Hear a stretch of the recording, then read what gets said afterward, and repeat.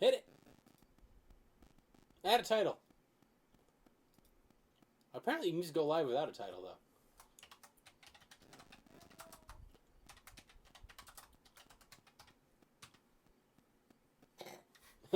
Yes.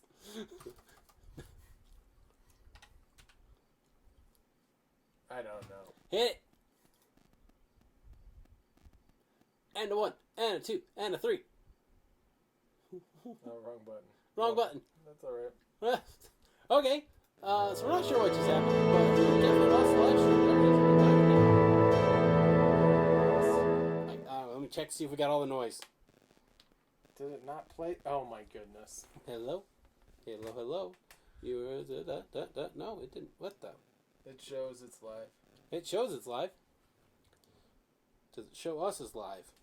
Of course it shows us as live. We're live. We're live and lively people. We're only mildly losing our mind because tis the season. Huh. Was live. Is live. It's live now. Hi, hello, we're back. Hello. I don't know exactly what's going on. Jared, play your turn.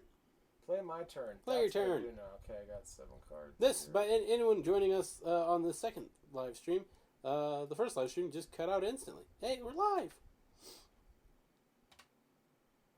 Hey, cool. All right, we're back. We've been back for 30 whole seconds. You betcha. So Jared's going to tuck one into admin because he doesn't like any of his plays, knowing that anything he tucks there normally would be completely dead, but now it's not. Which is nice. So, take advantage. All right, so Jared, put one on your turny marker. Tim. Your turn, buddy. My turn. So once you're really playing in Earth Tower, it actually plays really quick, because you only really get one action per turn. The question is making the most out of that action. Make sure to draw. Jared, did you draw? Yep. Good job. Good job, Jared. So, because I've got one in my administration, I can't play there anymore. So I've got to play something out into the field. Particularly, and it's got to be a rank 1. You can't just drop, heavy hitters right away. You got to build up to that. Rank 1, and I need a good... yeah, I can do that. So reference, like rank 1 would be... The 1 card. There, you can use this one. There you go. Zoom in on that rank there. Alright, so the top 2 are the support. It's the same thing that you saw on the leader. Yep. And then underneath that is the rank marker, and it'll have the number, and it'll also have the appropriate number of triangles. Support triangle, yeah. Or, yeah. Look, to build squares, you need triangles. That's how buildings go up. Well, no, it's just it's a rank marker. It's part of the emblem, just to show where you're at. A quick reference, because you're giving multiple points of, it's not just the number itself, it's the shape. All 2s are shaped the same, all 3s are shaped the same, and they go in there's actually a pattern to it. But anyway, back to you. Sorry, doing a thing. All right, I have resolved my leader because I didn't use his ability this time. The card that I played in here doesn't have any special abilities that we need to worry about, and the location we're dealing with alters how you play, not what you play. So my turn is complete. Jared, give her a draw and go. Oh man, these are not the cards I want right now. Mango.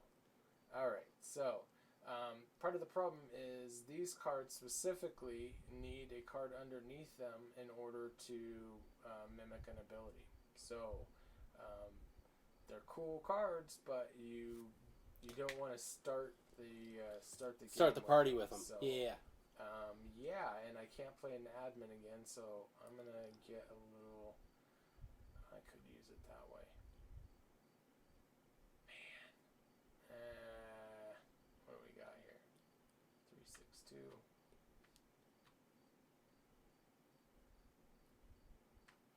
All right, I'm gonna play across from you here. Beat you with body. No, I can't. You have the higher number. Aha. Darn it. So, to play into a location, you need to fulfill two main requirements. You need to have enough support between your leader and the team that's already there to bring the people in. So as you get more support, you get bigger access to bigger people. You also have to be have a BAM score somewhere better than them. Those three numbers that you're looking at, the 3, 6, 2, that is your body, aether, and mind. You basically need to be able to state, I am better than you because... so Jared was trying to say, I'm better than you because I've got a better body score, I'm stronger, and he's not. So that doesn't work. He's got to find a different way to play. I thought I had the 3, 6, 2. Alright, so what I'm going to do is I'm going to... oh, that's kind of dumb. Those are the best cases. Dag. Jibbity-doop-de-de-doo. Well, you know what? I can play somewhere else. You could play somewhere else. You know, you can play into the putt-putt. I'm just saying, it's an option. Do it, do it, do it. There's nothing actually wrong with being the first person to play into the putt-putt, but it definitely... it puts a weird pressure on your opponent, and it puts a lot of weird pressure on yourself, because if you play in there, now you've got more support, which means you're less likely to be locked out of the putt-putt, which is bad. Do it, do it.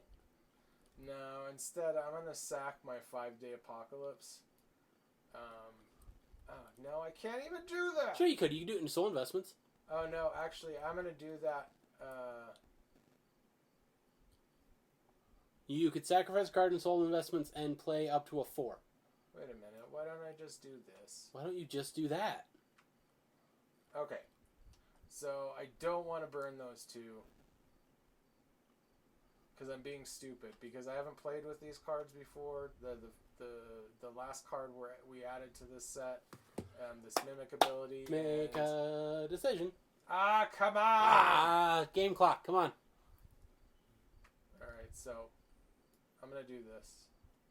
Play in, play out. Okay. Yeah. I didn't know it would do that. That's great fun. So he's using the command center's location ability to pull someone out of his admin and play them. Since there's no one across the table, he's uncontested, doesn't need to worry about the BAM as long as he's got the support to do it. Sir? Yes? What's your plan there? That's a rank 5. He too big. You only have 2 supports. You may deploy this location. As if it were from your hand. You still gotta... Oh, man. You still gotta beat the 2 rules. Do I have the support? Do I got the BAM? Man, I thought I was gonna cheat. I No. thought I was gonna, just... No, here, put your hand out here. I slap your hand. No! Slap your hand. Alright, so that's Yeah, turn that back over. Get him out of here. He's for later. Save him for later. Come on, man. You're better than this, Jared. Man, why am I making all these mistakes? Because you're thinking too hard, not hard enough. Yeah, I mean... Just sack a card, play into soul investments. It couldn't... Arm your... No, Jared. Okay, good. It's got an ability. Yeah. Yeah. You want to have an ability there. Yeah. Now you've got up to a 4 to play into soul investments. There you go. Use that thing. Use it. Use it like you mean it. I'm going to laugh if I can't. Sweet Doom, 4, Oh, 6, 2. I got it. 4, 6, 2. Yeah, you got me in bodies. All right, 4. So, we're going to resolve the leader first. He didn't worry about any sacking or doing anything weird there. But so you that's know fine. what else is crazy? Oh, yeah, because the leader first. Yeah, Leader first, then your team. Mm-hmm. So now the team's going to go. And it's going to set, and then your card there is going to, hit alt. Dude, what are you doing? Anyway, so, Gumdrop Cannon is going to retire any active order, that Jerry chooses from this location. Technically, he could choose himself if he wanted to, or he can choose my top card since he was able to beat it. Jared, which one's being retired? It's going to be your It's top going to be card. my card. Now, if I had a Hulk card and I felt like using it this early, I could try to prevent that ability. I'm going to let it go. So he's going to retire out a card. My turn marker still stays where it was because that was the last card played. Also, just so the math makes sense for everybody, this card, Archfiend here, has 2 support, and then 1 in admin, so there's a total of 3, and then I sack this card, because of the ability on the soul investments. Yep. That is why I was able to play a rank 4 in this location with only 3 support. And that's my play. Gotcha. Your turn. Okay. Sorry. I'm texting while I'm playing. Bad form. Bad form. 1. So it looks like we will be presenting at the Atlanta convention. Oh, well, not nice. in Atlanta. We'll be in Colorado. They'll be somewhere, but, That's this Saturday. the team. Yeah, it's going to be Saturday or Sunday. We're working on times. Oh, fantastic. Which is cool. All right. 1, 2, 3, 4, 5, 6, 7. Okay. I got my 7. All right. So I've got... I can't see anything. We need to size down these guys. Can I do that? I'm gonna do a thing. Jared. Scale. Size them down. No, I already got it. I already did it. I'm going to size it down a little bit more. Go a little more. As long as they're big enough to see, that's really all you care about. You just don't want them blocking cards. Yeah. Bum, bum, bum, which is why, chess pieces work great. Giant rocks don't. Just No. FYI. A lot of dice. A lot of dice work good. A lot of miniatures. Yep. Those are great. I would love to eventually do 3D prints of our own people. Yep. That would be Poker, Poker chips. which we might still be able to. It's just Why'd you have to kill one of my starters? I don't. Grumble, stuff, and grumble. I really Grumble didn't stuff. I didn't have a whole lot of You didn't play have options. That's the one that just slap. All right, so I'll use my second admin. I need stuff in here anyway. Just grumble and stuff. And it goes to admin. All right. Now you have 2. Now I have 2. I know I'm a real high roller. All right, my turn. Grumble and stuff. Yeah, get her done. Oh man. Oh no. What was it? One of our favorites? Oh yeah, but oh man. Dude, okay, so the starters in this deck, yeah, I've pulled the best starters that are long game pieces, I think. They are a little longer game, yeah. And so this is very interesting. This is the first time I'm playing this particular build, and these are the cards that now have a new weight to them. Some new discovery. Because let's talk about that card for a second, because he's in there for a reason. Yeah. So Inferiority Complex has a unique ability that we're only really starting to dig into and understand interesting and properly. So his ability is Are You Really? Basically, he wins by being the lower of the scores. Everything's treated the same except you flip-flop who's, that win criteria. Now, for the most part, that gives him the original design with him was that gave him the advantage of at the end of the game you could always slide him in and get a little late game support because that turns out really handy. But there's a lot of these situations that it comes into play where winning by certain amounts or winning on certain stats, it has some real advantages. And the game very much so just distinguishes winning, not being higher than. Yeah. So in his case, like another leader has an ability that says if you win on body, you draw a card. Well, he's pretty much always going to win on body as long as he's playing against someone who's got a 4 or better, which isn't all that hard of a score to get. You get another location that says if you beat your opponent by double or more, they fall into the volcano and are retired. Well, a lot of these big cards have easily 4 Aether, 6 Aether, Yeah. So he can kick just about anybody into the volcano, even big high-ranking people that you shouldn't be able to do that to. Actually, the bigger The easier. Would he be able to kick a champion in? Oh yeah, absolutely. I don't think there's a champion he can't kick. Oh, that would be that's brutal. Rough. Yeah. So he's not going to score very well, but played right, he's a significant threat. And then Archfiend's got this fun ability where he gets to strip abilities off of cards and use them on other cards. And turns out, you can do that with Inferiority Complex and use that ability to sneak in other cards that you definitely shouldn't be able to play at certain points in time. Yeah. So he's one of those kind of throwaway abilities that we put in because we're like, this is kind of fun and interesting. And as we've started playing around with him more, we're going, oh, this is terrifying. Yeah. Awesome. This allows for some funny. Oh, some fun just juggling. really funny stuff. Yeah. All right. So. Okay. Well, I don't want to. Oh man, all this. You need some cards on table to mix. Did they bring the boys to the yard? Man, this is. Are you saying they're better than mine? This is a handful of milkshakes. Yeah, you got some fire there.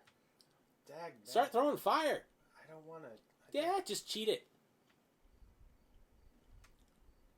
I can't. Sure you can. No. No, you can't. I can't. Not yet. All I can do is. I can do this. Just remember, anybody that you drop into, the commands, the command center is still viable for anybody you admin. Nope, wrong button. All right, you can start because I'm just gonna. You're gonna be fiddling with your cards because we don't know quite how to do that part yet. Did you figure it out? Nope. Yeah, that's right. Okay. Okay, hold on. I'm done. I don't know if I'm done with my business for tonight, but we are in active negotiations. Sweet. So not a good gameplay mindset to be in. So I got doses. We are gonna be in the Atlanta. Atlanta. Oh, come on. Atlanta. Oh, that's a bad idea. Oh, Jared, that's a bad idea. Oh, 1, 2, 3, 4. Ooh. Jared, I have a bad idea. Oh, no. Oh, no. I have a bad idea, Jared. Go for it. Jared. Just do whatever you're going to do. Jared. I'm going to play Babbitt into the putt-putt. Oh, my God. So, Babbitt's got an ongoing ability. While she is the active order, aka top card, visible on the table, we both have a hand limit of 5. Normally, Earth Tau doesn't have a hand limit. You can hold as many cards as you want. I've definitely had games where I had 20 plus cards in my hand. Don't care. Unless Babbitt's on the ground. At which point in time, now we have to kill cards out of our hand. Jared, have you been drawing cards? Yes, I have, and you're lame. I mean, it's technically going to hit me more than it's going to hit you right now. I don't even know how many you have in your hand. 1, 2, 3, 4, 5. CX. I got CX. I just got to drop 1. Jared! Yes. Pick a card. Any card. Not that card. Don't do that one. Do you mean draw? No, from my hand. Oh. Yeah, you can scroll over to the other side. Pick a card. This Oh, one. that's a horrible card. What do I do with it? You're going to pull it out on the table. You're going to throw it in the middle like you won something. What? What'd you get? Oh, you got one of my rank 1s. I don't like that, Jared. I don't like that. Okay. So what was that for? That's for Babbitt. Oh, because you had to drop. Because the end of my turn, I've got to drop down to 5. Sorry, I forgot what we were doing for a second. I was trying to think of what I was going to do. Okay. Draw? Draw. Yeah, don't forget to draw, Jared. Ooh. Yes, you should do that. That's what you should definitely do. Oh, man. Alright, well, I'm just going to play grab into... Oh, wait, I messed that up. Hold on a second. Because I played an admin, so this is open. Yeah, moving your turn marker is a big deal. Don't forget it. Don't be a sinner. Oh, man. Wait. Whoa. I pressed wrong button. Whoa. Okay, so we try an active order from this location. Yes. Gosh darn it. Yes. Ah ha. Oh. Ah ha ha ha ha. Ah ha.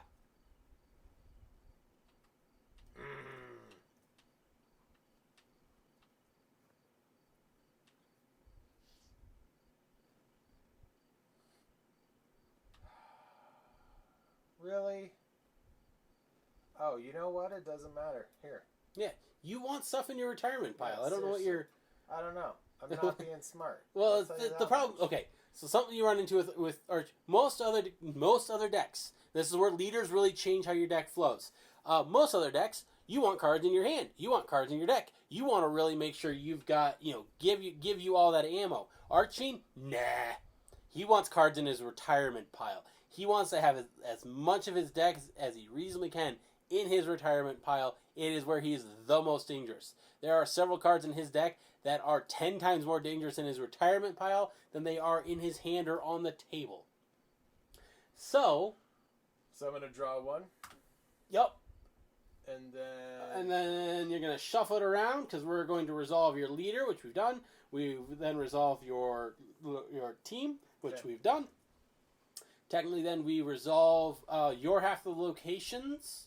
Then we resolve. Then it starts my turn, ends your turn, starts my turn, which means Babbitt triggers at the end of the turn. So you got your card shuffled. Shuffle. I can't really. Sure, shuffle. 1, 2, 3, 4. Pick them in the middle. Aha! Ha ha. There it is. There's your sacrificial lamb. Put him in your retirement pile. Have a nice day. Oh no! Oh no! Whatever shall you do? Oh man! Jeez. I think before my turn. No way. Well, technically your turn would start, and then. Yeah, no, I don't want to use that. Why not? Why not, Jared? Because tell us why. Because I only have a 5 hand limit. So why would I want to cash my hand? Oh, Babbitt! Jared, where do you want things though? I don't want them all in there. I don't know. I mean, look, I could challenge you to ride the roller coaster. Do it. Riding the roller coaster is a term that kind of got coined at one of our conventions having to do with a particular way to play Archfiend, which is to not have a hand. All right. In a way that I am terrified to play. But it works. Like, Archfiend can run it. It's fine. You just have to make sure to use a couple oracles here or there. Yeah, and don't forget your card counts. Jared, it's still your play. Yeah, No, it's not. It's my play. Yeah, it's your play. It's my play. I'm sorry. I'm being the slow one today. No, I'm being the slow one. Da da da da da da. All right, so do we want to talk about this virtual convention that we're going to be part of? We don't know. Theoretically, yes, I would love to, except I don't know much about it yet. Okay. I just know that they'll have more information for us tomorrow. Fantastic, and that there's going to be a Discord chat room on their servers. Cool. And there'll be a Discord that we'll be monitoring as we play. Oh, cool. And okay, fantastic. Let's keep playing. This is good practice. Think fast, play fast. Da, da, da, da, da, da, da, da. 1, 2. I got 2 here. That's fine. Can I peek at these? Nope. That's perspective. That's the wrong button. There's a way to peek at cards, and I don't remember what it is. Oh, I know what it is. Nope, that's not going to work either. Never mind. Forget I said everything. Who do I want to ruin your day? There's an awful lot of singing going on. And, that's what happens when I get too much caffeine in me. I get the pipes. Alright, so I can play Night Lady because I've got 2 support entirely for my administration. Thank you, Dr. Captain Man. That's right. And I can definitively say I am better than you because I have better body. I got the strongs. Oh, okay. Rock Salt? No, Night Lady. Night Lady. Hit like a truck. And she scores alright. Alright, so, she doesn't have any abilities in this case. I'm just kind of trying to establish my board a little bit because someone kept killing things. That's what I do. That's and it is the Jared's go. Alright. I'm going to draw. Wait, what's your hand? 5. All right. Back up. Back your hands up. Oh man. Oh, this deck is just stacked with nasty. What? How did I turn it? That doesn't make any sense. How and why did it do that? Oh, okay, cool. You can rotate cards in your hand. I didn't know that. All right, I'm gonna play in. Wait. You're gonna learn how to count real quick there. Come on, Jared.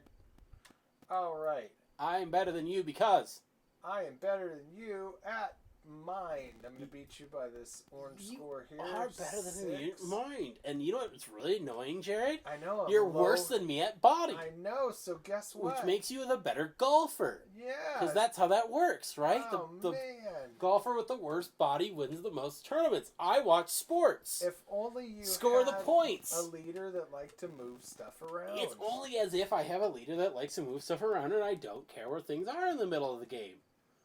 But for right now, I am annoyed, Jared. Alright, so transmute. Retire 1 from your hand, replace it with orders from your deck with total rank equal to or less than the retired order. Shuffle after. So I'm actually going to load...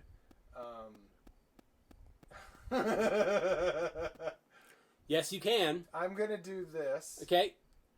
I'm gonna load this mimic into my thing for Into 2. your little transmute there. You're gonna go search your deck. No! Nope. Oh, wait. Stop. Don't move. Okay. See the arrows at the top of the screen? Yeah. Up, up, up. Hit the back one. Okay. Do that. Okay, that should have undone. Should have undone? Shouldn't have did. I don't think it did it. You should have done it. Go up. Oh man, I am so sorry. I think it'll just draw it. What did you do? Hit it again.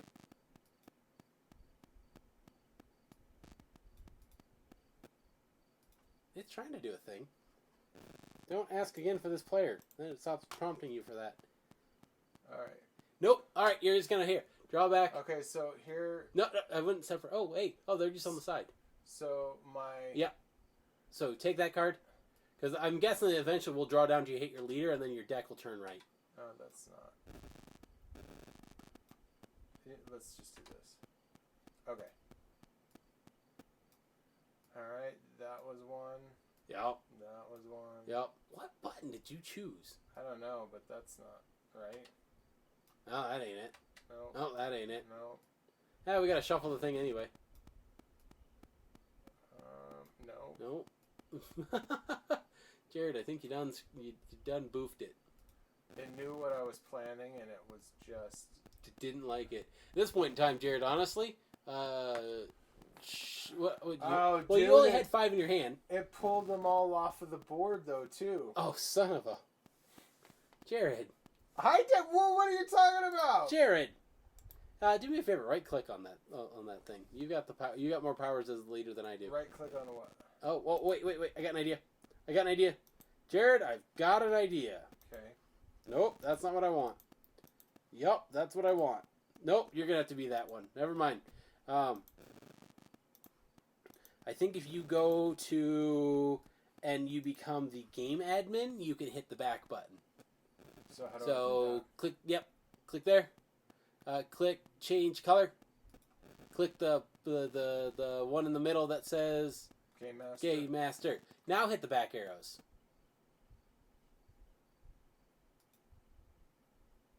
And then there's a little box there that says don't ask again for this player. Yeah, click that box. There, cool. So on the side there's a tablet that you can load up that should go to our rulebook, so you can just load it up. Hey, look, it's working. Kind of. Boom. Hey! Cool, it worked. Do you have a hand? All right, now go back to be your... So sorry. Go back to be your normal person. Right? There we go. Oh, that looks better. Yeah, I think that's right. There you go. Perfect. Okay. Woo! All right. Boy, well, we hey, win. Yeah, we wanted to show you that if you happen to do that, If you that's do that, how you fix that it. was a It's very planned and easy. Yes. planned and coordinated thing right there. Mm-hmm. Yep. What are you doing? Just being me. Okay. So if you go search your deck and not hit whatever the heck you did. Yeah. I hit. Yeah, you hit reset somehow. Yeah. Yeah, don't do that. All right. Mental note, everyone. Don't hit reset on your deck. So I spent a total of 2. Yeah, you gotta go hunting for a total of 2. Oh, what else do I got?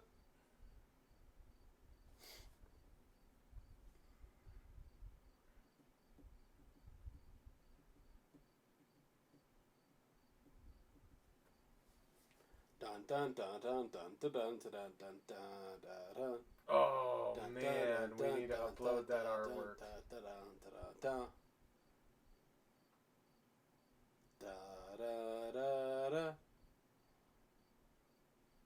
All right, so I'm gonna take Gamma Ray. Flipper. There you go. And I'm gonna take a. So when you're doing transmute, you got to show your work. So he's showing that he took a rank 2. Now he's going to pull a total of rank 2 out. That can be 1 card. That can be 2 cards. He doesn't actually need to pull all full 2 rank. He could just, technically, if he wanted to, he could discard a card and pull nothing. There are advantages to doing that in some cases. There's some options that he's got. So it's one of those things. Basically, you can go in, you can make change if you want, or you can just, tip the waiter. So he's pulled a total of 2. He's got another transmute. That's always good hand fodder. And he's got a good vanilla starter there. So that's good stuff. Something you'll notice as you play through the game is cards that don't have abilities tend to hit a lot harder. They're great for scoring points. They're great for blocking locations. They're not great for making a lot of sparks and happens go. They are your utilitarians. So I'm going to take, and the reason why I decided to put this in discard is, so I played this, did the transmute so that I had the fuel, but the other thing is now I want to use Archfiend's ability. So I'm going to lobby this order. And then I'm going to leech its rank. So, nope, just the top one, Chief. All right. Good job, Super Chief. All right, so 2. So now I've got to leech the top 2. You're going to take the top? Yep, because you got to pay the Piper before you use the ability. There's a 1. That's cool. And there's a 2. Because, if you can't pay the Piper, you can't use the ability. And so what I'm going to do is I'm going to bounce this Mimic on my Gumdrop Cannon. And reuse its ability. Yep. God dang it, sorry. And reuse... Why? Okay. Yeah, you want W. No, I'm trying to do something else. I'm so sorry.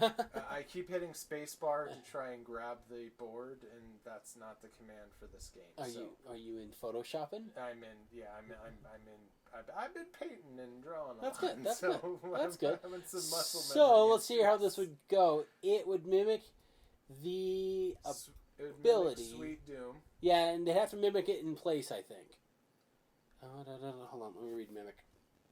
Treat this ability as if it was the ability of the order directly underneath it. Oh wait, so does that mean it's gonna mimic the ability of the order card underneath it? So you would need to have, if you had a card on top of, you would need to have a card on top of, because that the at least how we have it written currently. You imagine it as if you, especially the Mimic card, okay, you imagine, because you're using a Mimic with a Mimic. Ugh, this is good fun. This is a good test. So Archfiend's ability basically says you're going to take the ability, you're going to cut it off of one card, and you're going to staple it to the other card. And then you're going to trigger it in that order. So you would staple that Mimic ability to the Gumdrop Cannon. Yep. And then you would read it as if it sat. So as if the Gumdrop Cannon said, mimic the ability of the card underneath it. So if you wanted to mimic Gumdrop Cannon, you need a card on top of it. Have you played? You have played.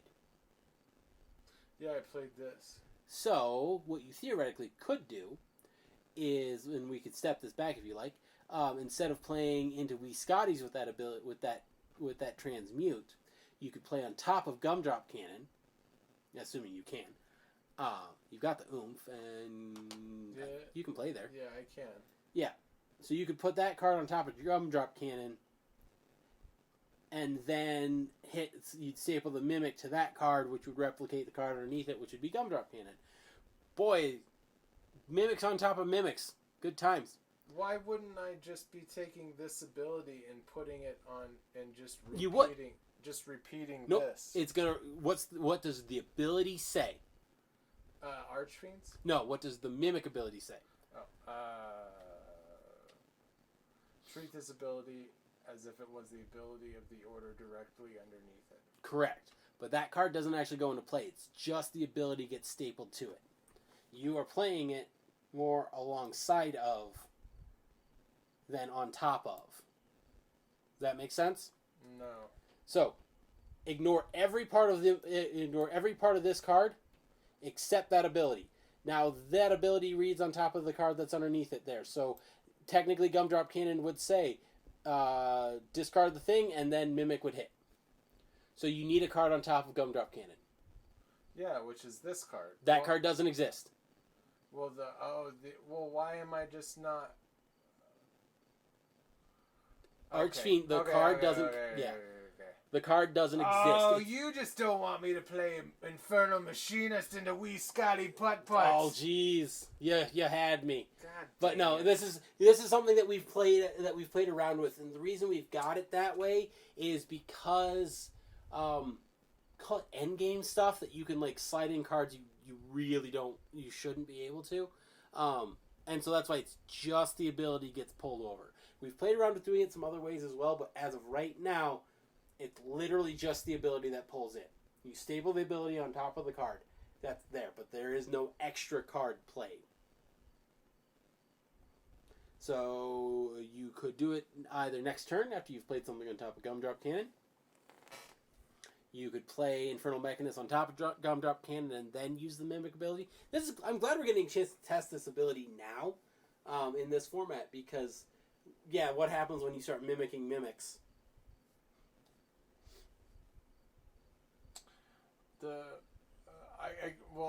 I'm just trying to think of continuity for the is it inferiority complex? Right. Where you can take that but you're putting it on the card going into the play. Uh-huh. All right. The problem that you have here is there's no actual card going into play. It's which is also just the extra ability. Which is also the story because he's taking the right. essence, not the body. He's right. taking the soul. Exactly. With Archfiend's whole narrative as you know. Yeah. Anywho. So you can get creative. You can do it.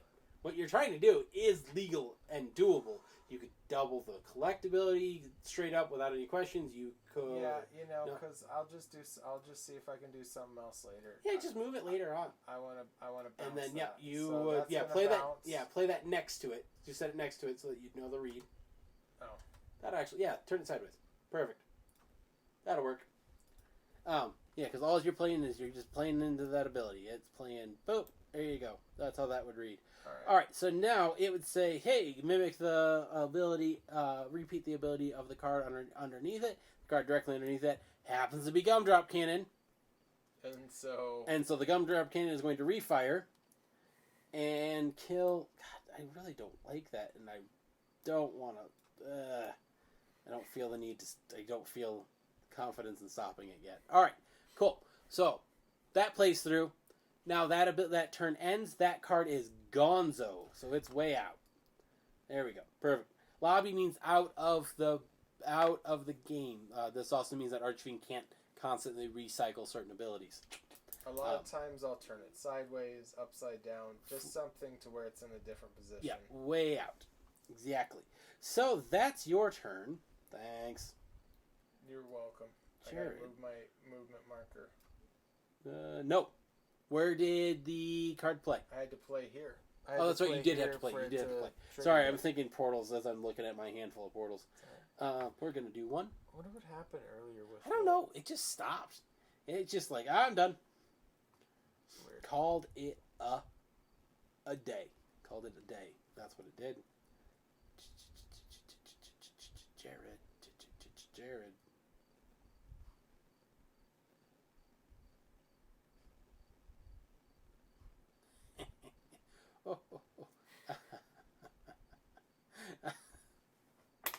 That's unnecessary. All right, Chuckles. I shouldn't do that. Oh, man. I shouldn't do that. Look what else I got to do. 1, 2, 3, 4, Oh, you 5, do. 6. I need to kill a card out of your hand. Yeah. Oh, man. You want to give him a shuffle? How do I shuffle these? You can just kind of pick them up and drag them around randomly. 3-card Monty it. I mean, it's more of a 6-card Monty, but... you know, that's just Sure. the advance. Go for it. And I grab the middle out of tradition. And ooh, I'll take that. I mean, it's good and bad. Get it out of here. Take a hike. Mike. I don't know what I have against Mike. All right, I've already drawn, so I know what I'm doing. All right.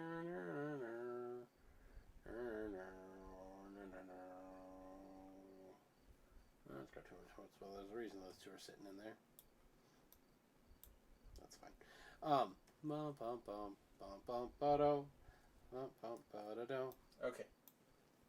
I'm going. Get off my back. Scatman. That works. Go through it. There you go. I'm going to play another one at admin. Why? Because you keep killing my freaking starters. Meaning I can't actually build momentum. Jared, stop killing my momentum. Jared, go. You still have Babbitt out, so yeah. just what you just think of what you've done. Think of what you've done. Okay. Draw and go. Oofta. Okay, Good so yeah, I'm good. I've got a lot of heat going.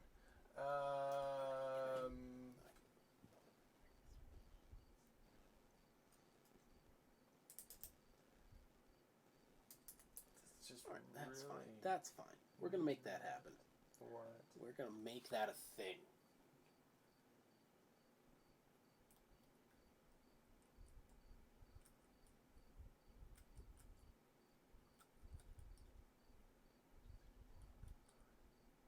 Yeah, fine. All right, I'm gonna play Rocket Plane. Oh, Rockety. Rocket Plane of Rockety into Dawson Commander. yeah. The You know, I'm alright with that. That's fine. And you know, just to give it some more gas there. Give her some gas. Yeah. Okay. Then at the end here, I'm gonna take this card here. You Canadian now? What the? Yeah. What's going on here? I'm gonna use its transmit ability. Okay. And What card is? Okay. You gonna staple it to another card? yeah, Doesn't really matter.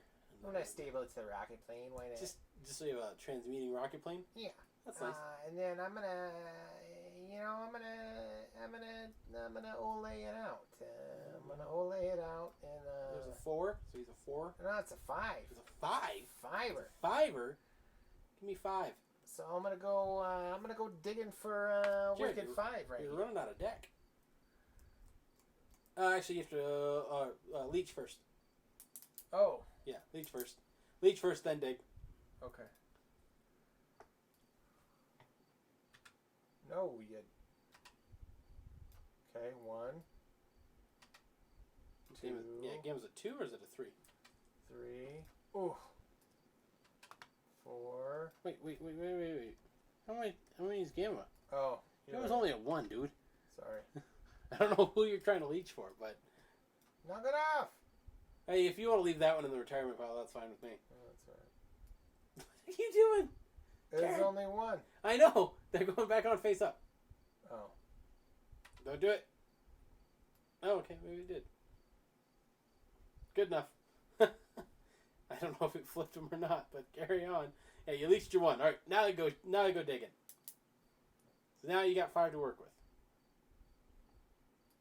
Wait, then why did I leech this? You're transmute. Technically you should have leached, then transmuted. Now you can go dig. Oh, that's right. I'm paying a different. Yeah, you're paying 2 costs. Jeez Louise. Double pay. The stack on the stack. All right, Yeah. so I'm getting 5 back. Getting 5. Ooh. No. Nope. Tell you what you need to do is you need to transmute a 7 and go fishing for your big boy if you're going to try for it. But you don't have a 7.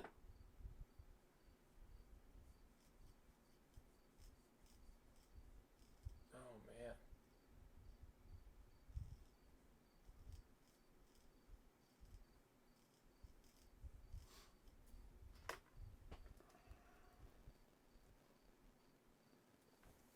Alright, I'm going to take Slybot. Mm-hmm.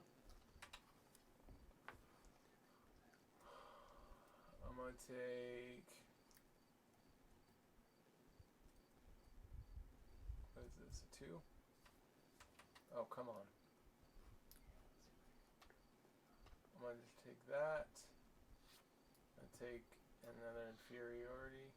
No, I don't want to do that. Come on, fool. Boop-a-doo. I'm going to take that, and then I'm going to take... There we go. And I'm going to take a 1 second countdown. Okay, so these are the 3 that I picked. Okay. Total was 5. 1, 2, 3, 4, 5. Okay. Fair game. 3 go into my hand. That's the end of my play. And Okay. then it's the end of my turn. And you get your turn marker. Oh, yeah. Dunzos. Alright, so I'll take my turn. Take a 1. Oh.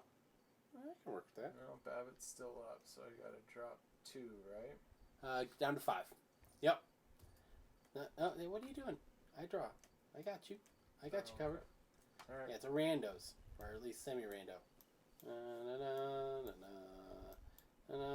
Draw from the middle. 1. Draw from the middle. Oh, God. What's actually filling that one?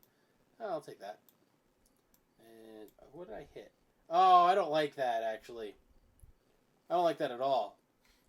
Jared, do you understand why I don't like that that's the one I put in your retirement pile? I think it's wonderful. So, wonderful. This is one of indeed. those little cards that Archfiend can get real dangerous with. Normally the restriction on 1 second countdown, because it's going to try to kill a location. But usually it's restricted because it's fairly weak, so you can slide it in early where it's not going to necessarily do a ton of damage, but it's really hard to play it late game when you've got big stacks that you can start knocking things out on. Except with Archfiend, because he can staple that ability to any card that's playable and make it fair game. So any card that's out there, as long as he's got a card out there, he can use this ability, and it's cheap to use too, because it only costs him 1 for his leech. So it's something I don't like in his retirement pile. Which means I really want to, just due to the nature of what we're dealing with here. Can I do that? Let's do this. Alt-C. Cool. I'm going to beat you on body. Okay. No ability, just it's there. It scores. Does a thing. It's your go.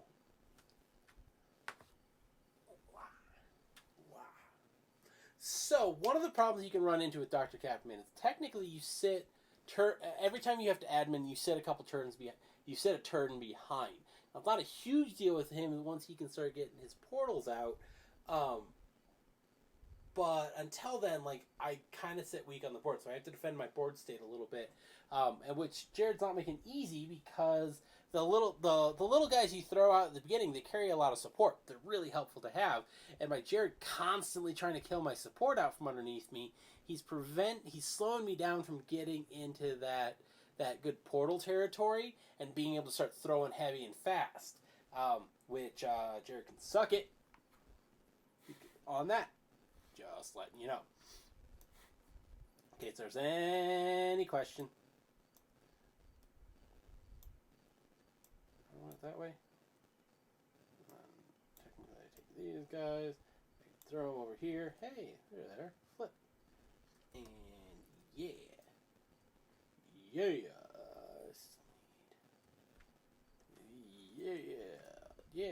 Yeah.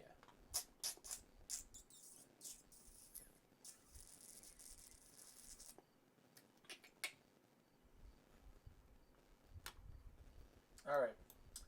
So, I'm going to beat you by Mind. I'm going to play Slybot. Sly? In here. You're going to portal on me? Yep. Jared? And I'm going to portal. Jared, that's my thing. And I'm going to portal Infernal Machinist. Oh, hey. Into Wee Wee. Little wee-wee on you? Little wee action? And that's where that ends. Yeah. And then... Where's my placard? Yeah, put it... There he goes. There he goes. Perfect. And then... Let's see. What to do? What should I do here? Well, and then your big question isn't what, it's when. One of the weird things that Archfiend has that gives him more oomph than you kind of look at, even when he's normally playing, is he's not locked into time when that second ability that he's using triggers. So a lot of times you can make a big difference, especially when you start mimicking mimics, when you play certain things. Actually matters in many times more than what you're playing. Because, just like in a lot of other games, order matters, especially with Archfiend. You know, I'm just gonna chill. You chilling? Yeah, Nothing? I'm gonna chill on that. All right. Yep. No wailing of the dead. No gnashing of the teeth. No driving their women and children before you. No, I'm doing pretty good. I'm feeling pretty good. You're not. Look, I'm not gonna lie. You're there. You got some. You got some stuff. Some. You got a little something. So Archfiend to me sometimes feels, and this kind of plays into where you're talking about the roller coaster as well. Like the drunken master, like stumbling into opportunity everywhere because he's broken up the play order to a degree that the structure of the game is different when you're playing as Archfiend with the leader, and when you start getting in, well, no, more just as the leader point. So how you doing over there, Alex? I'm doing all right. I'm getting... Actually, that's a good one. I'm going to do this. I'm gonna hedge my bets. I'm going to protect myself. There we go. And there we go. Go for it. All right.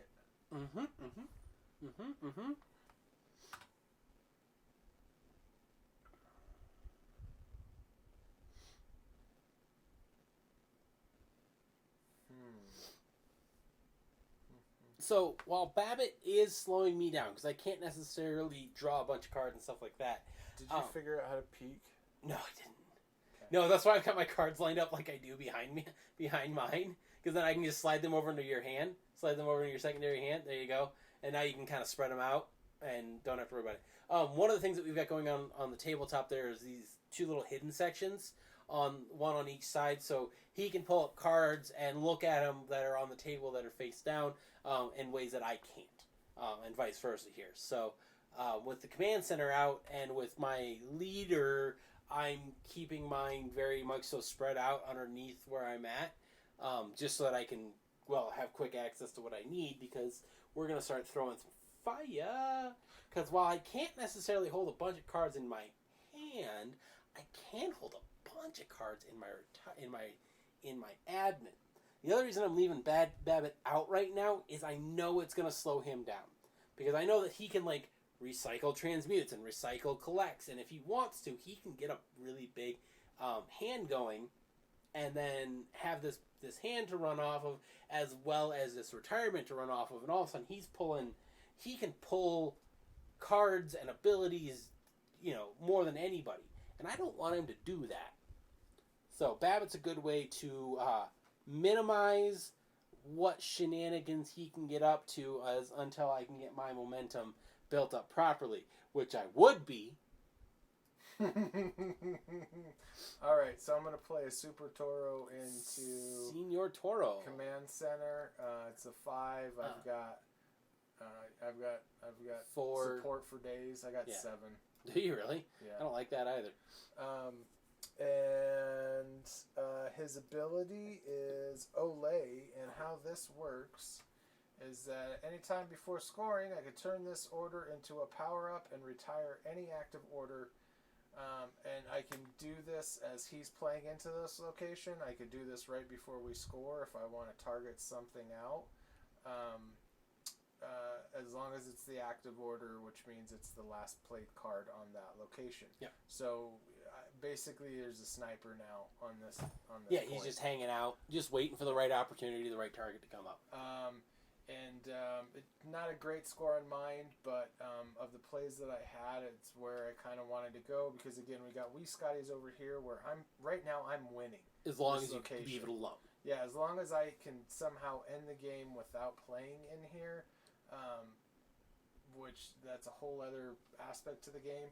And so right now I'm just bouncing between these two, trying to rack up scores, because, well, I've been knocking his cards out. Right. You can stop that. I cannot, sir. I cannot. All right. So that is my turn. This is my last play. So your turn. All right. Let's see here. How do I want to do this? I'm just gonna check. I want to kind of keep I kind of like that. an idea on what's in here because this is all ammunition that I can fire off at any point, and I don't.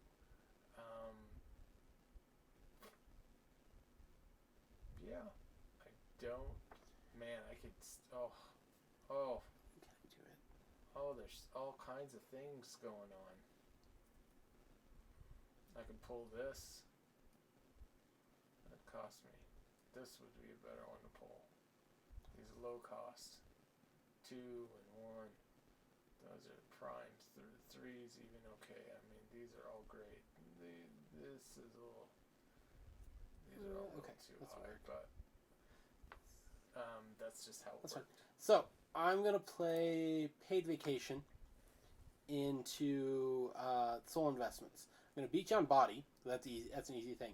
Now, this is one of those cases that once an ability is played, once an ability is there, it has to be used. Has to. Okay. So I'm going to have to portal, and I'm actually going to take it. Yeah, I'll take it, and I'll throw it over into the command center. Which is a great play because it's got a score of 7. Right, so because I need to make up ground there if I'm going to have any hopes. So that's good, and that's a good use of the ability there. And now I've got a little support spread across out there, so 4, 5 there, perfect. And this is also a thing where now I can actually play a second time into command center later on because where I played was Soul Investments. So that's where my turn marker ends, even though that's not where the card ends. Yeah. So I'm going to start, now we get into Dr. Captain Man's 3-card Monty phase where there's going to be stuff moving around, and now it's up to Jared to figure out where we ended up. Where does this wheel stop? Yeah. It is your go, good sir. Thank you, kind sir. All right, so drawing 1 here. That's got a great score.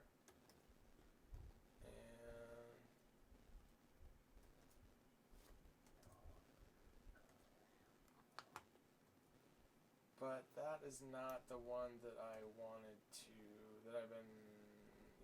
so what I want to do is I'm going to drop, I do want to do this. I'm going to drop a 6 into Soul Investments. Alright, so I'm going to play Gingham, and her ability is going to trigger, say hello to my imaginary friends. Okay. Transmute a gadget from this team, adding 5 to its rank for a single hero, villain, or professional, and place them on top of this order as an ally. Which, I've got 1 gadget in here, which is a gumdrop cannon. I'm going to tell you, Doug. I'm going to halt that. I don't like where that's going. I don't like much about that. There's a lot going on there that seems like a really bad idea. So, halts. They are on cards. You're going to have to get rid of them from your hand to use them. And they come on, and they come in a couple different varieties. This is a halt 7. So this is technically a big halt. Now, I need a relatively big one because she's a rank 6. So I need to have a halt 6 or better. So halt 7 does it. It's just overkill.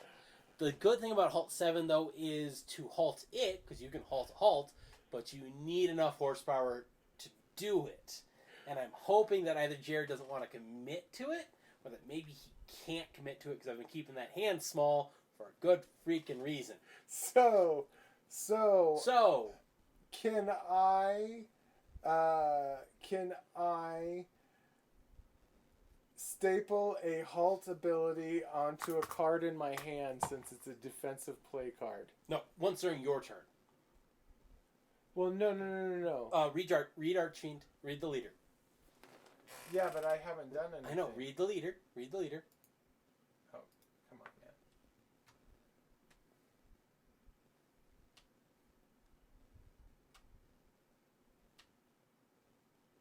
Okay, once during your turn, may lob an order from your card, then leech its rank. So, once... Okay, so... then leech its rank and play it as if it's in a team. So it's on play. No, retired, then leech its rank to use its ability. That's all it said. Actually, you're right. Fair game. You could staple one because I'm trying to halt something on your turn. Yes, it would burn his ability for this turn, but yeah, you're right. You're fair game on there. There's no on play or anything like that. You need a halt in your retirement pile and to pay the piper for it. An ally, is that face up or face down? Face up.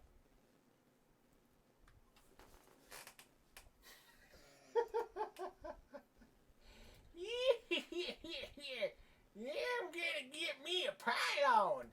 Alright, so I'm gonna grab my Halt 7 pylon out of my retire. Yep. You're gonna have to staple it to a card I'm gonna out of your hand. Yeah, I'm gonna staple it to Gordman. Okay. So that's your staple. So Gordman now gets a halt ability. Yeah, I'm placing this Halt 7 onto Gordman to counter this Halt. Okay. Okay. All right. That's fair game. Yeah, it burns it up for your turn, but it's fair game. Okay, so I use that, but now I also need to pay the cost of this card, which is 5. Yep, and you need to pay that first. So, yeah. Before her ability kicks in. Oh, okay. So... And this is important because I'm hoping I maybe killed what's out of your deck that you need. Dang it. That's so now I'm trying to play into Licorice to Archfiend's problem. Archfiend can overplay his ability, and he can be real expansive.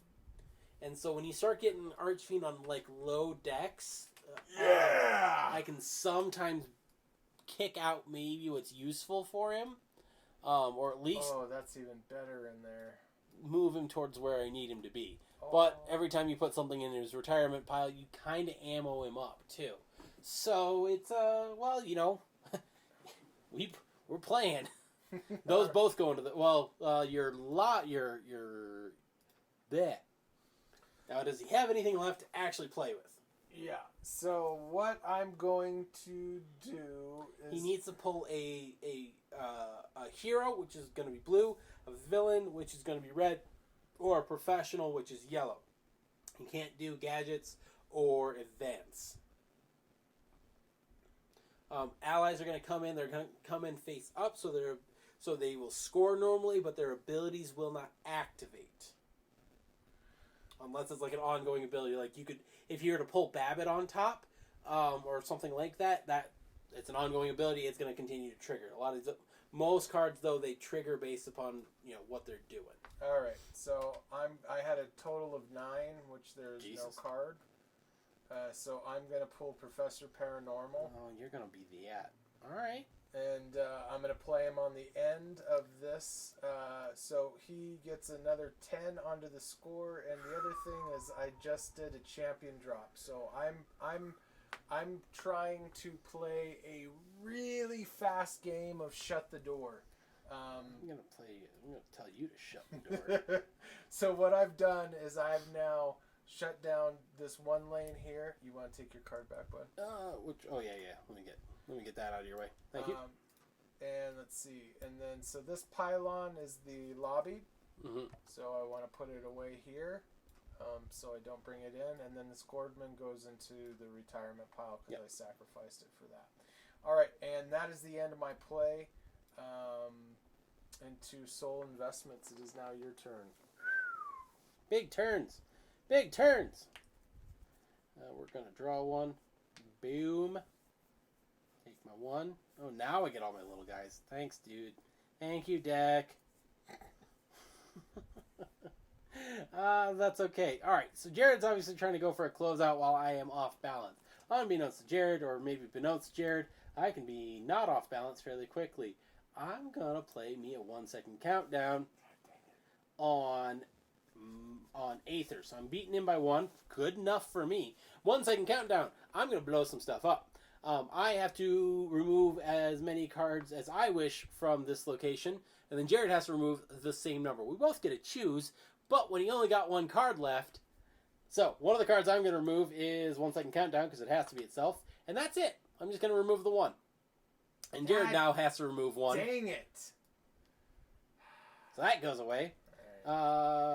This gets lobbied out. Where's my lobby? I don't have a lobby. That's okay. We'll lobby the other direction. There you go. Boom, there we go. Cool thing about Scotty's Putt-Putt, you have to have someone there to claim it. Right now, that's unclaimed, meaning I got my 1, I have at least 1 location. Now all I need to do is lock in 1 other location, which when it comes to start to throw in heat, I can throw some heat. Jared, it is Jared's go. Jared, what does Jared do? All right. First, I'm going to draw a card. Okay. All right.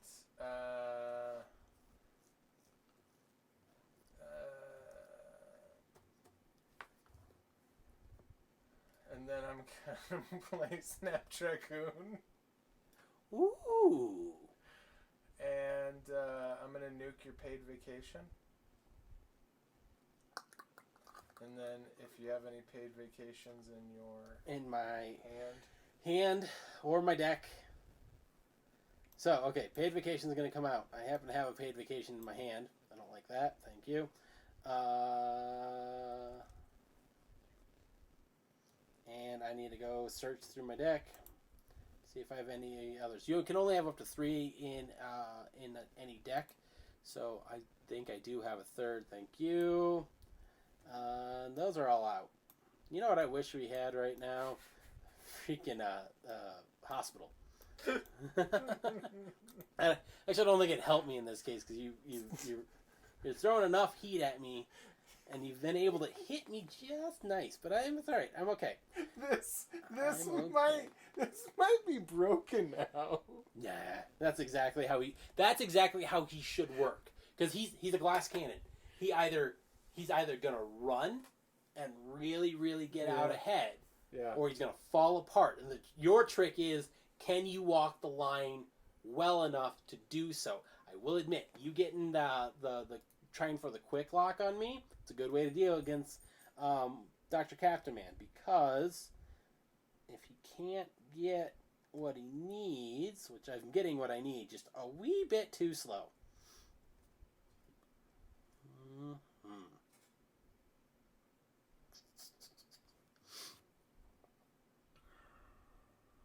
I've got 4. Okay. It's my turn. Okay. Yeah, that's all I'm gonna do right now. What do you got? Oh, she's a truck. Now I gotta play across from her.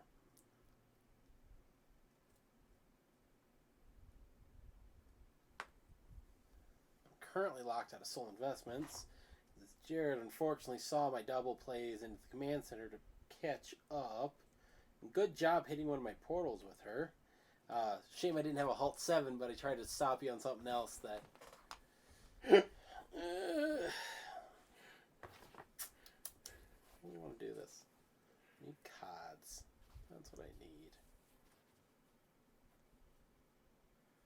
I still think I'm okay there. He's got to play there, which means I get 1 shot at this.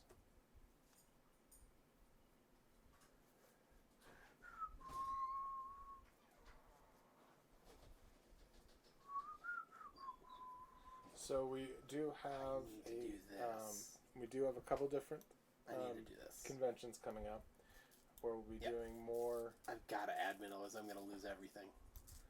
We'll be doing more gameplay and then questions, answers, things like that, and we should also be talking about all of these new updates, aside from the red button, which I think we'll try and add. Yeah, I'll either add it in over the next day or two, or over the next week or so, or with our next big art update, we'll get the red button in. Well, no, because I wanna order. So let's. I can do the update on it. I'll send the newest version with the fixes to the. Yeah.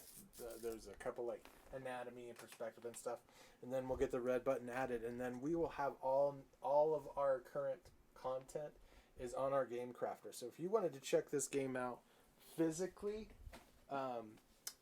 you can do that. Yeah, you can go to earthtau.com, buy decks, and then there's 4 different battle boxes. It gives you enough to play 2 people, and gives you the build for skirmish and war for those 2 different characters. Yep. And then hopefully by the end of this week, I'll actually have a digital demo in Tabletop Simulator that you guys can download and work with as well, and play around with it that way. Oh, nice. So which 3 decks are you doing? Not a clue. I got to figure out which ones I can label quickly. Okay. And that have a reasonable amount of art into it. Like, they're going to be... I know Smash and Grab's going to be one of them, just because they work really well, and they've got actually a lot of art in on them. Probably Licorice Whip, and I'm going to try to get one of the villains. I might, like I said, I might throw Archfiend into the mix just because... No. You know what I think? No. He's different, and that's the problem. That's the good and the bad. Well, and that, yeah, no. Archfiend's not one that we recommend when you first play. Like, you play a couple games to figure out how the game works, and then you see how Archfiend breaks it, and you go, okay, cool, great. I'm glad to see that you're starting to figure him back out, though. Yeah. Now let's see. Okay, so I played into my admin. So it's technically Jared's go. Now, I played into my admin for a really good reason. Because I don't have enough Utspa to play across from Snapdragon. She's not one to be tussled with lightly, and while I've got a decent amount of support going on, I happen to not quite have the cards in my hand that I need to do it. And I don't want to put anything into Putt-Putt, because if he could sneak a card in, that could give him a win. Alright, so here's what technically this is his last turn. Yeah. So I'm going to play Inferiority. Well, can I? Yes, I can do under on Aether, because I have a 2 and you have a 3. Yep, that's fair game. So I'm going to do, because this is the Are You Really to play this order, its proficiencies must be less than its opponent. So I've got that 2 Aether against your 3 Aether, otherwise I wouldn't have been able to play. And that's going to be the play for that, but then before that is done, I'm going to use Archfiend's ability. I'm going to... Oh, to answer a slightly unanswered question, but something we've dealt with before. There currently is no way to prevent a leader's ability from activating. So I can't prevent Jared from doing anything with Archfiend, but if I happen to have a halt, the ability that he activates, I can prevent. The question is whether or not I got enough halts to hold up. I don't know if I can do this, Super Toro. How would this, because... It would activate instantly. And then, technically, the card, whatever you attach it to, will flip over. Okay, so I do want to do this. So I'm going to do 5 from my retire. I'm going to pay that fee right now. Yep. Now, if you're doing this into the putt-putt, I will warn you, a flipped over card is a power-up, not a person. Well, no, I'm going to put this on him. Right, and then he's going to flip over and turn into a power-up. Oh, no. You've got to remember, you get the full ability. No, come on. Come on, buddy.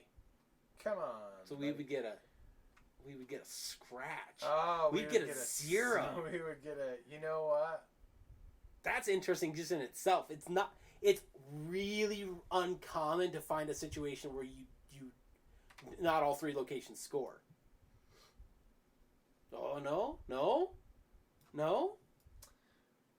I don't need to do anything with it. I mean, you don't. You get a half to a 0. It's gonna scratch, and the other thing is if I have to,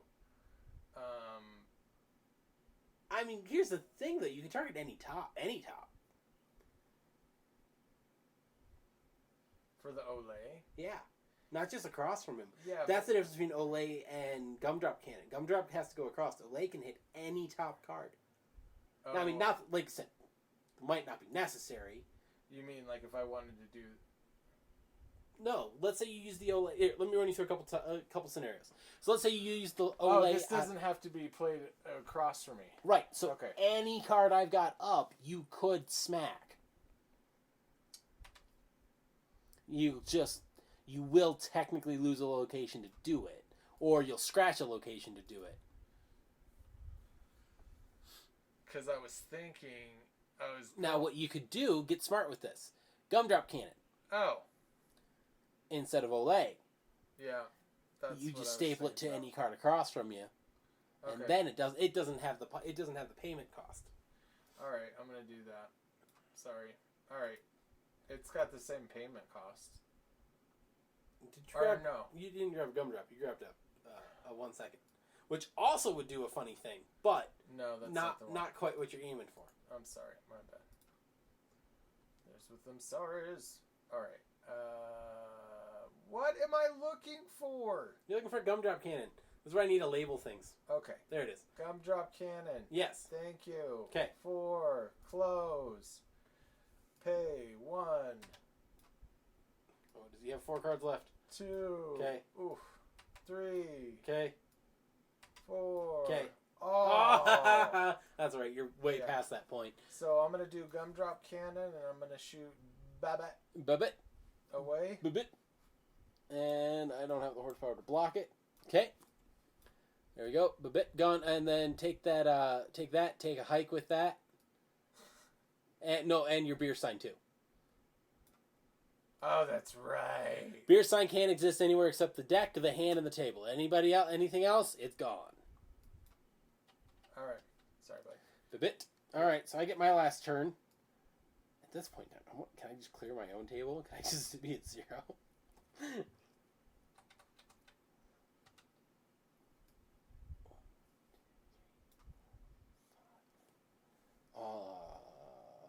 I don't even know if I have this card in there, but that's a shame. All right. So now that he has nothing across from him, I don't win this location. Yeah. I can't because I don't have anything there. If I could slide something in there, I don't have. I got the.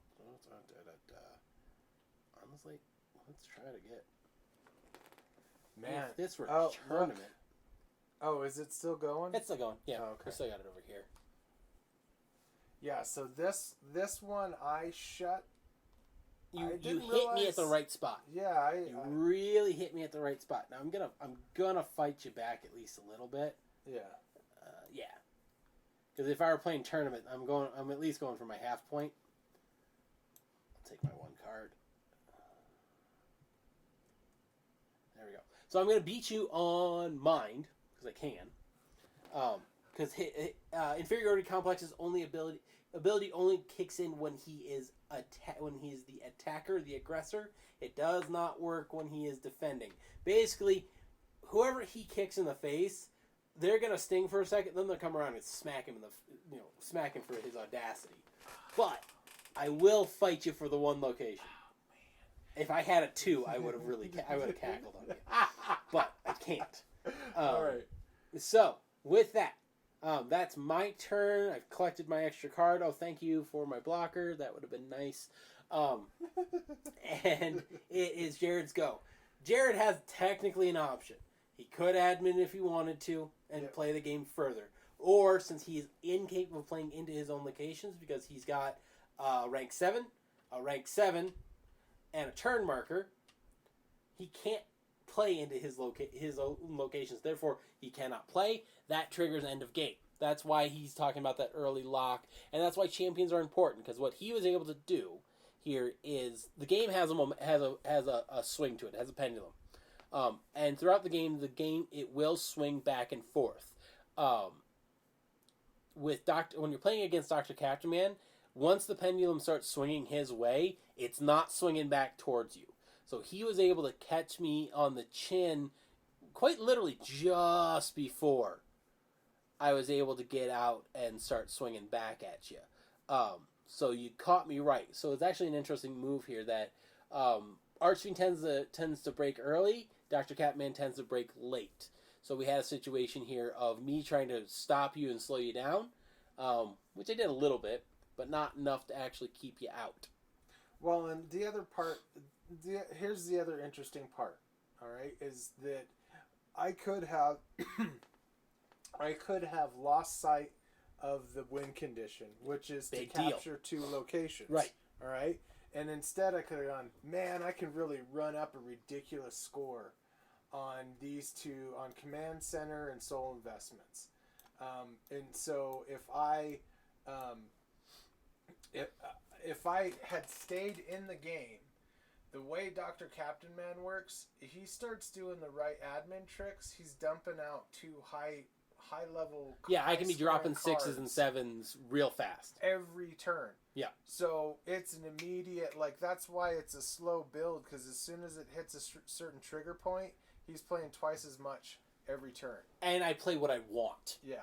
Like, I can ignore a lot of certain play rules with him, and so I can get real silly with him, which is why I have these cards, which finally showed up on my side, where they're big cards, but they don't have any abilities. With Dr. Catman, don't care, because if I'm rolling them out of my admin anyway, I don't have to worry about, like, the abilities wouldn't trigger. Who cares? And that sits nice in the card. Oh, it does. Officer Oh, man. Dipper. Yeah. Nice job, guy. That looks, I'm sorry it was a little extra work, but man, that's a really good looking card. I love it. Yeah, he works in nice. And he would have set really nice for me play-wise here into the command center. Problem is, I drew him last. Sometimes the cards do turn against you. And Jared made a really good play that I should have. If I could have defended against it, I would have. But that's the one I had to dig for that one. Yeah, well, I knew how important it was. Exactly. Dr. Catman without portals is real weak. With portals, he's real scary. Yeah.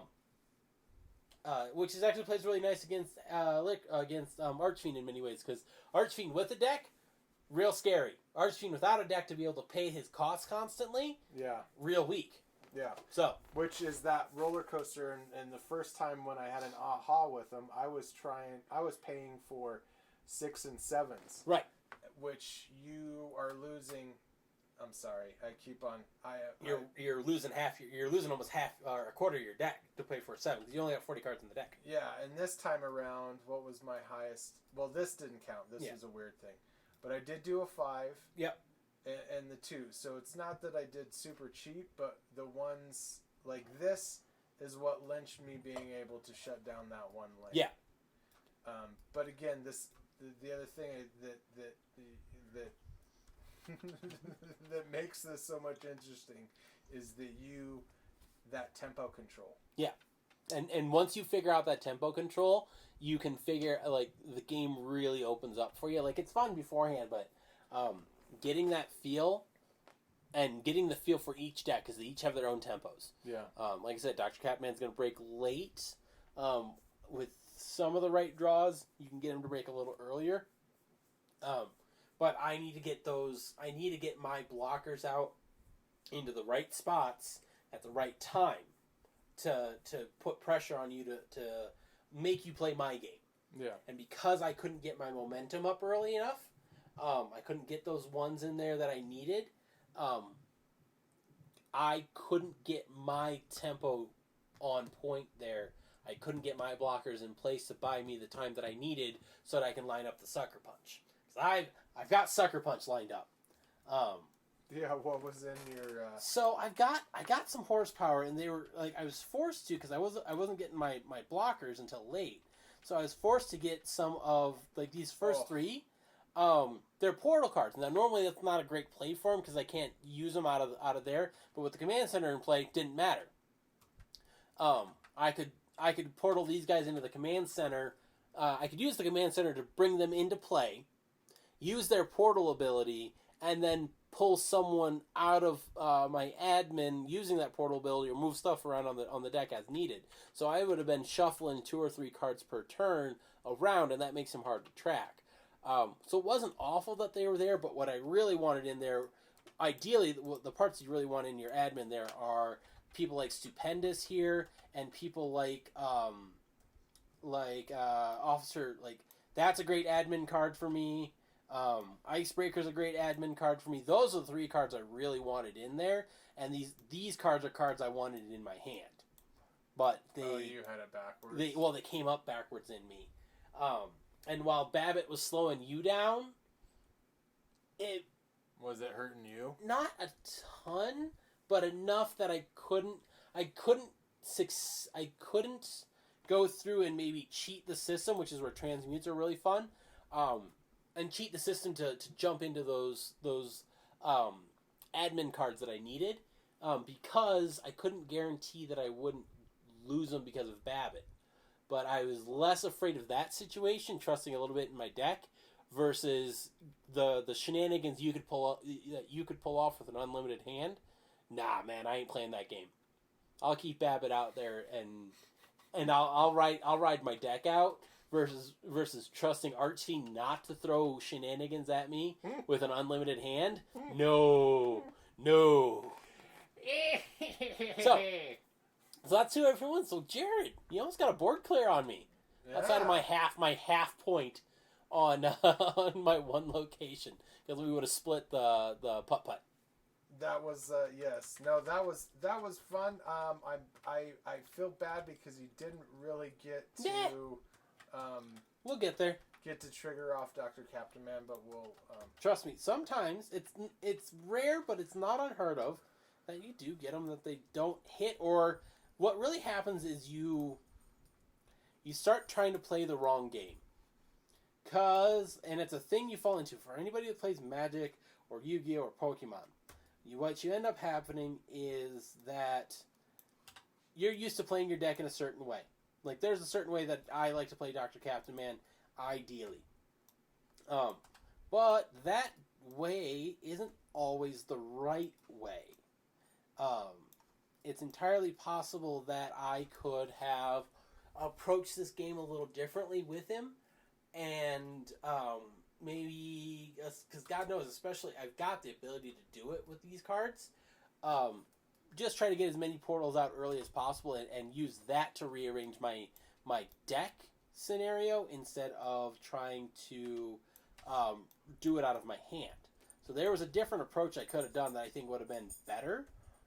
And that's just an experience thing as you learn how the different leaders line up. And that's where it actually comes into a lot where we talk board states. There are 8,008 board states between the leaders and the locations, how they all lay out and how they all play out. And that means you're going to have to approach things in some ways 8,008 different ways to figure out kind of what's successful and what's working for you. And this is just a case that I thought I had a little more help from the command center. Heck, I thought I had more help even from Soul Investments. If I needed to sneak a card out early, and I probably should have. Like, I should have taken the hit, dropped a 4, used a Soul Investments to drop a 4 to get a couple portals moving and to get some early momentum, and then use my collect cards that I was being hesitant to use because of Babbitt. Use those once I had room in my hand to use them. Like, if I'm a card down and I use a transmute, then I'm 2 cards down. Now I got plenty of room in my hand to guarantee what I needed, and that probably would have changed it, because I was, a couple card differences from this being a really successful run for me, and this being something that I was struggling with. So, you'll hear us talk a lot about how certain leaders you just don't work well with, and like for me, I can't run Archfiend. I can't do it. He runs so counter to how I play that it's hard for me to get into that mindset and use him. Jared's finally starting to get back into the groove with him to I think a competitive rate. Like, I think next time we start getting a tournament running, I think you can roll out there with Archfiend, and now you're getting the feel for him and you're understanding his deck better. That you're starting to see where his tricks are, and I'm still interested, because we haven't had a chance to play with it much, about where and how he can use those mimics. Well, here's the bit of intrigue that where it's a good thing. It solves one of the biggest problems I had playing Magic was that I got into it and I was playing it and studying it aggressively for this project to understand it better, to understand the market better. I hadn't played it in 18 years or something like that, and it got to a point to where I went through. I think at the time they had like 36,000 cards, and I couldn't dabble with a lot of them because they're so expensive, but I went through and what was available to me and some gems that I found with some stuff around what's it with the Eldrazi was when I started back in. There was a bunch of fun stuff to do, but then I kind of hit a wall where everything was a variant of a tool that was already in the toolbox, and that for me, and also when you play a deck that you build and you can only play it against your friend's deck that he just built so many times, it just kind of, that's where it terminated for me. I don't know how to apply the same kind of min-max methodology to find a terminal, an endpoint for this game off of the first deck because of how the scoring parameters shift. I don't know how you can. I don't even understand how to wrap my head around a structure to try and create a solve. Yeah, it's not necessarily too big of a puzzle. There's too many variables. Yeah. Yep. Yeah, you need to, and we've experimented with this before. That let's say you play a hyper specialized deck. Yeah. And that's fine. 1 out of 8,008 setups. Yeah. That sort of, like, for that one setup, yeah, sure, you are probably hell on wheels, except, like, well, let's take this situation. Dr. Catman's fairly focused in what he does and how he works, and that's good because he can really specialize and hyper into it until your opponent goes, oh, I see what you're doing here. Cool. Awesome. And there's your linchpin. Boom. Yeah. There it is. Because you dropping even one portal out of my hand. Yeah, but it hurt. Yeah, but it hurt hard. You have more avenues. It's a deck that needs exploring. It's a leader that needs exploring into the ever evolving meta, and that's when I said it before, it may have came off as I was talking about a negative, but I was not. The beauty of that is that you play a game to where. My head in. Sorry. I think this needs to turn a little bit now too. You play a game to where you can play over and over again. One of the best gaming experiences I ever had. I will never forget this. I was in art school in Phoenix, and in the mornings I would work construction work doing demolition with one of my roommates, Corey. And we would come home from work. We'd get to the site at like 6 a.m., get home around 2:30, and we would both have night classes about 5 o'clock. And for like a semester and a half in between class and work, we would play Tekken 2. Yeah. And it was usually 2 or 3 characters that I would rotate through and 2 and 3 characters that he would rotate through. And we would play the same matches over and over and over, and sometimes after school we'd come back and play like another hour or so, and we did this almost every day.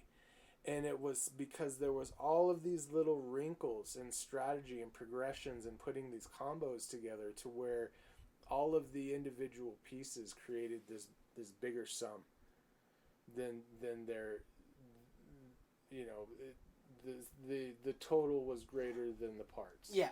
And you get that with well-balanced games. There's a reason, like, Street Fighter, in the fighting tournament-wise, there's a reason that Street Fighter 2 is still considered kind of a gold standard. Yeah. It's because it had this great balance of these characters to the point that you can get good with one and play. And watching two masters play that style of game, I mean, it is a work of art. Don't kid yourself. It is a skill. It is an absolute treat to watch them, especially like once you are up to the point that you understand what they're doing. And that's actually where I'm glad esports has gotten into, because you can have announcers that are good at spotting that to help bring up your own understanding of like, okay, great, he's using his spacing here. He's going for that high low combo, and you can, like, as they're commenting it, you can see the guy doing it and trying to execute it, and you go, okay, cool. I start to get the rhythm of it. I start to understand of it. Okay, here's how he broke it, and here's how he's moving forward. And like, we're only now getting to that point here with this, because of what's going on, because there's so much. Well, that's like we were talking about before, where we've been playtesting it, and we've got probably about 500 games. 400 to 500 games in. Yep. But this first season has 8,008, 8,005 board states. Yeah. So we're, that's a lot of games played. It's entirely possible this board state we just played, we've never played before. I don't. Well. I mean, yeah.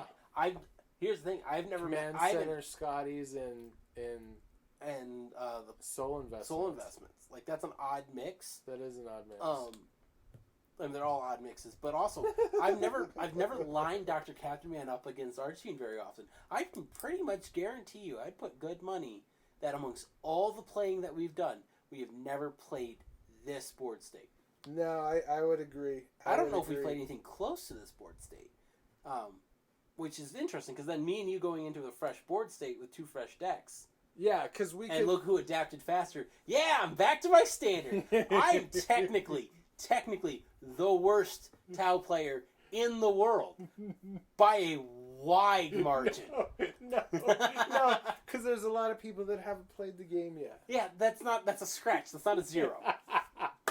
Like, my percentage is garbage, and it's always kind of pulled into, I know it's one of those theories versus practice, and this is where we actually get. This is an interesting thing about the game too. Theoretically, I know how to run my decks efficiently. That is true. Yeah. Like I said, I'm probably the best deck builder. Yeah.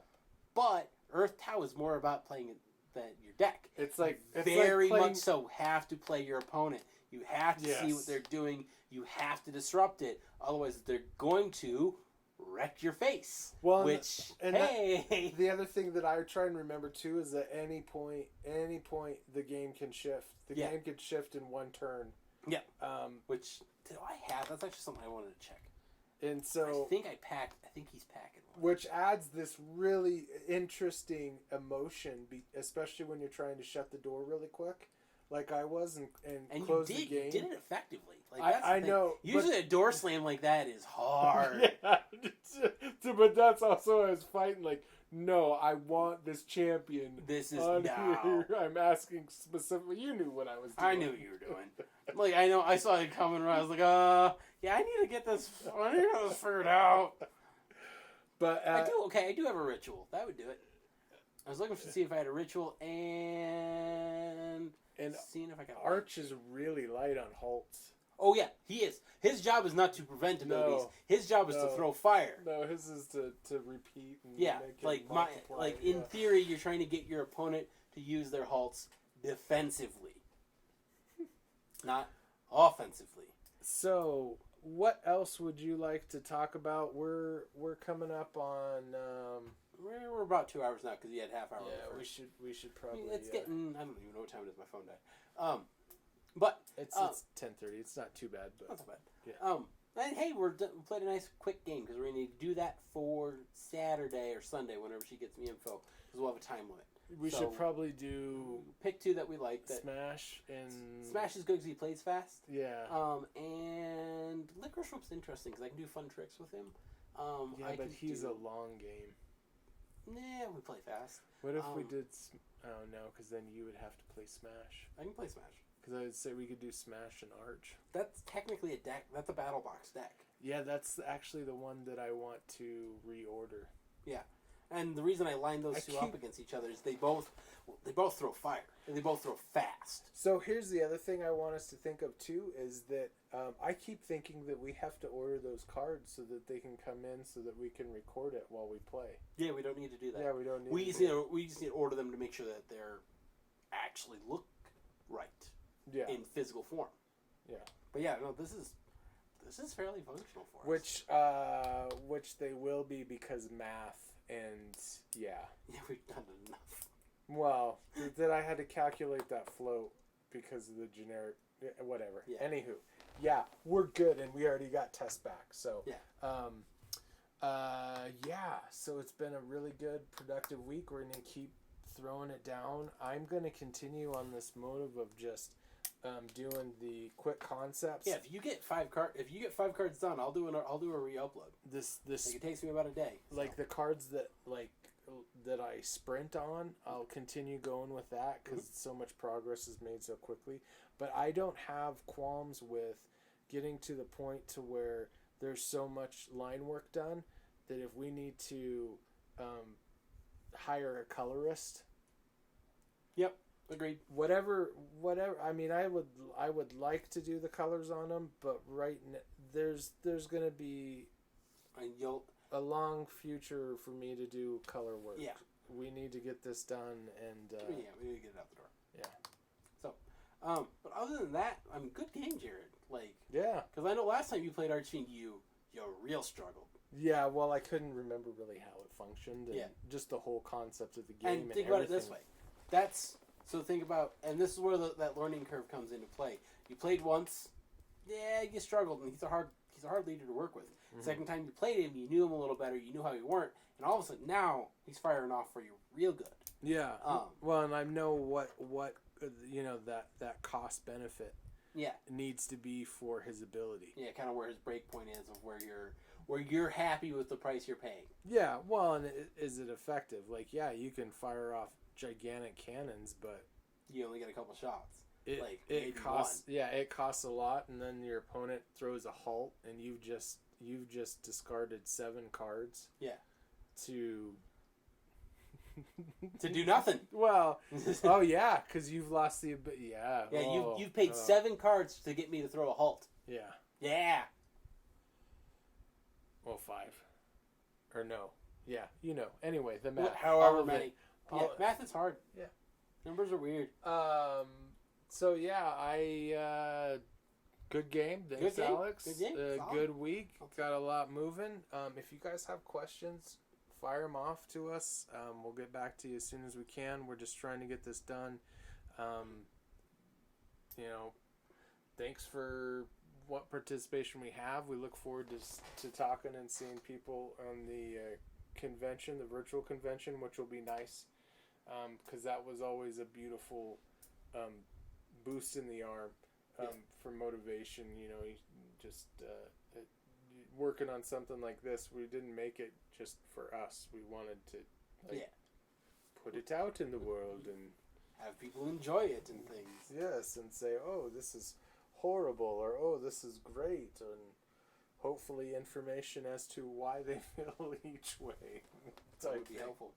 But anyway, so I'm Jared. I'm Alex. And this is Earth Tao, and we want to say thanks. Have a good week, and look for some updates on the website this week, because yes, that's on my hit list. We'll find out. We're going to have a convention show Saturday and Sunday.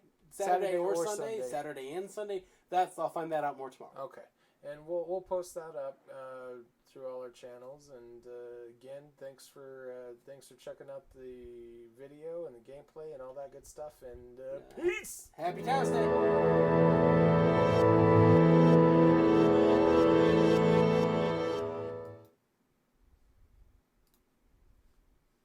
Good game.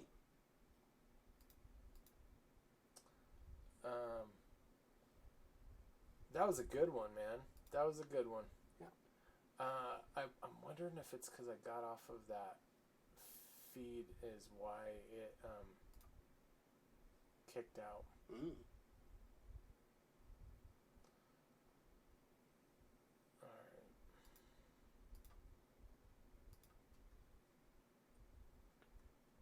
right. Oh, we got to get back to David. You right there, buddy? Holding that for a while. It's fine.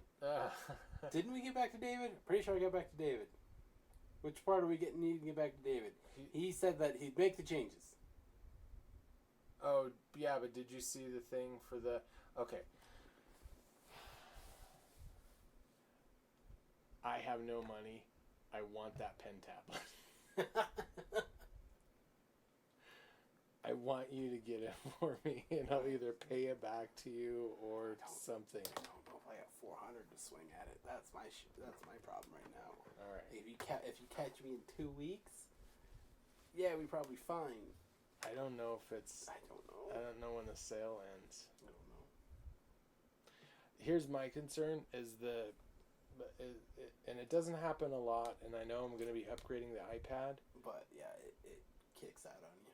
Yeah, I lost progress on Red Button because it fucking crashed on... I know. And that's why I'm just like, fuck, man. What happens if it dies? You know? And I've got that Cintiq, but that thing's so slow and old.